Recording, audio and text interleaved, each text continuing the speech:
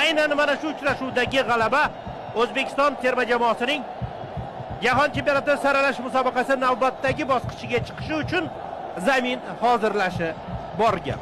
Kino olamidagi eng durdona asarlar plyonkaga muhrlangan, juda nozik, avaylanmasa chizilishi o'chib ketishi mumkin.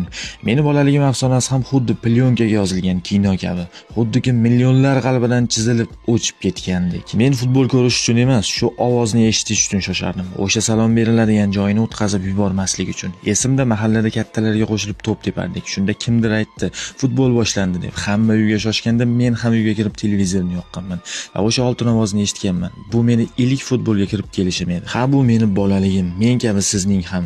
Fikrlar doim ikki xil bo'ladi. Futbol atrofida tortishuvlar ko'p. Sababi aynan futbol qarama-qarshilik ustiga qurilganligi. Ikki xil libos, ikki xil kayfiyat va hokazolar. Maydonda to'pgina bitta va bir xil. Hammaning nigohi unda.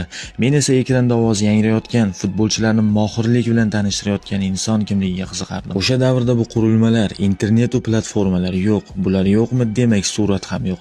Ayniqsa aytilganda buncha uzoq deyiladigan go'zal Sariqo'rg'on qishlog'idan bo'lsang, mundialga chiqishimizga umid qolmaganda ham shu ovoz ohangida umid yashardi. Hech qisi yo'q, keyingi saralashda omad kulib qolar. O'sha 30 yil hamma uchun har xil o'tardi, lekin bir inson uchun xoh sharqda, xoh tomoshabin sifatida bir xil yakunlanardi.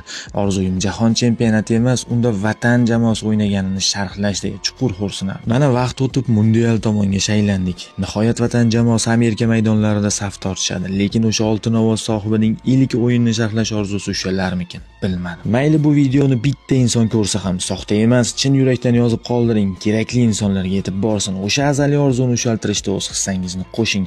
Ha, darvoqe, bu so'zlar o'z plyonkasini avaylab, asrab kelganlar uchun kimdadir chizilib o'chib ketgan bo'lsa, demak meni tushunmadi. Hurmat bilan, Saminjonov.